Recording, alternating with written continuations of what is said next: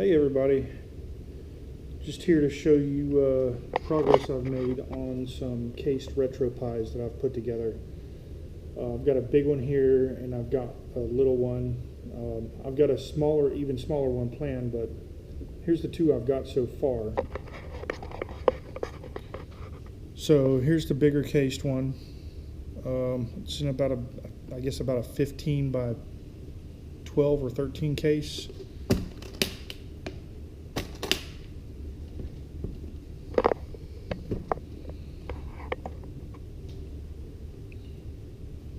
And you can see here, I used an old laptop screen for the top here, and I used some, it's like corrugated plastic sign board as a kind of like a bezel, and behind that I've got it sandwiched between some foam board, like craft board stuff.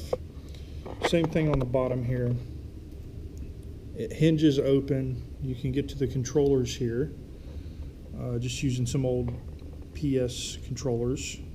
You can pull this completely out to get to the components. I don't have like a power switch or anything in this thing yet. Something that eventually maybe I'll be able to do is power it on and off. I've got to do some planning on that though, because right now I've got the LCD controller board and then the Pi that has to be powered up, and if I power the Pi on too soon, then the screen won't recognize it. So let's go ahead and power this up real quick. So there's the screen coming on.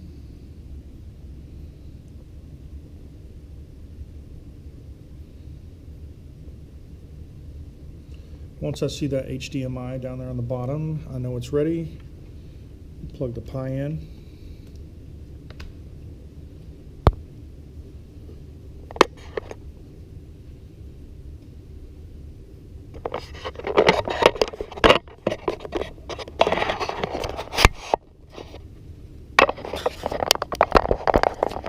And there you go. It's coming up. I'm going to go ahead and pull the controller out.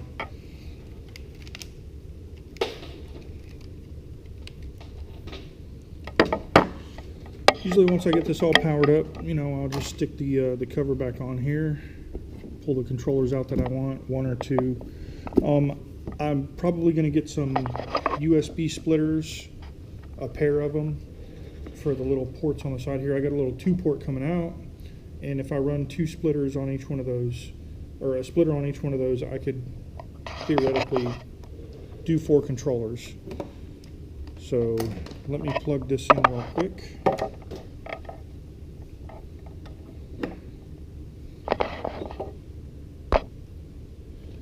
Alright, and there we go. We got a gaming system up and running. This is a Pi 3 in here, so it can do anything all the way back from Atari, which I don't have on here. You know, I've got a wireless keyboard and mouse I can hook up to this too and do some old computer games if I wanted to. But for now we're sticking to the console games. So we got Nintendo, we got some PlayStation games, Super Nintendo. This comes on there every time I update. It's an old computer system game. I think it comes standard on the RetroPie when you load it. I was trying out some arcade games just to see how they worked. Get a little familiar with how MAME works with the arcade systems. Oh, I do have some Atari games on here. Look at that. So there's some Atari 2600 games, Sega Genesis or Mega Drive, Nintendo 64. Nintendo 64 is kind of hit and miss on the Pi 3. Its graphics rendering is a little bit different than most systems, so the Pi has a little bit of trouble with it. I can play Mario Kart on here. That's probably one of the most popular ones on the Nintendo 64. And it does okay. 2-player, I haven't tried 4-player on it yet. But in this system, it seems to do okay with 2-player, at least on some of the more simple tracks. Alright, and that's about it for this one. I'll leave it up and running, and we're going to pull open its little brother here. This one is really sweet. I put this in, it's like a little school case here. I found one with a Mario theme. So we can set this one actually right up top here, get a better view of it. And this one opens up. It has a little 7-inch wave share screen. This one is not HDMI. I wanted to center it with a bezel inside the lid. So what I did with this one is there's actually a hat down here. That's a Pi Zero, and underneath of it, I kind of set it up reverse because of the way the cabling works, and to be able to get to the plugs for the ports and the power. But there's a little hat that sits on top of the GPIO pins, and that little hat runs a little flat 40-pin cable in there and hooks up to the screen.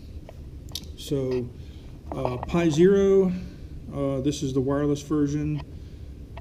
I got a little 10,000 milliamp hour Anchor battery pack here, a little micro USB to USB, and then connected to a splitter. And I got the splitter kind of zip tied in here. I got a little, it's some more of that poster board down in the bottom here with, you know, this nice looking carbon fiber tape to give it a nice look.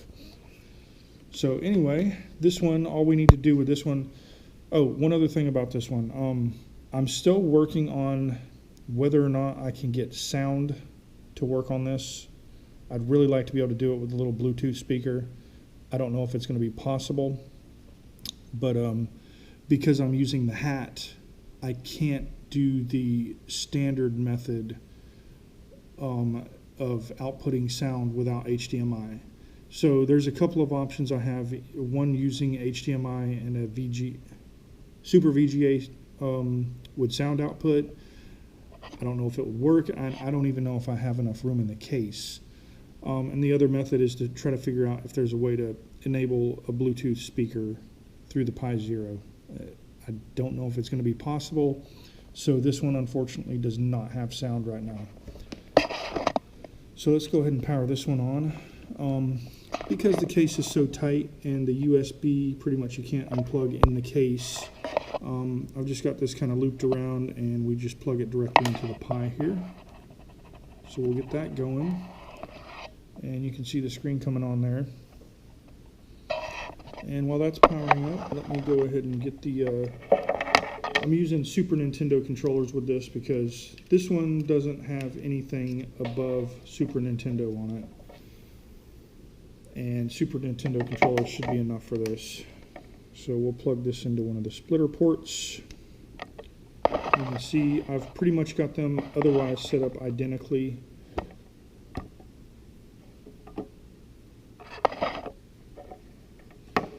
Pi Zero is a little bit slower, takes a little bit longer to boot, but the nice thing is portability. I mean, both of these are fairly portable, but I mean, that's just a really nice portable system there. And I mean, the screen isn't perfect, but it's crisp enough. It does the trick. And there it is, up and running. So you can see here I got NES, Super Nintendo, and Sega Genesis on this right now. And that's pretty much all I have on this one right now. I don't know if I'll put anything else on it or not. It's pretty much a really cool novelty. You can do 2-player with it, with the splitter. I don't know if I'd really do much more with it. The only thing I'd really like to do is get sound on it. And that's pretty much it. There's the two systems. Love to know what you think.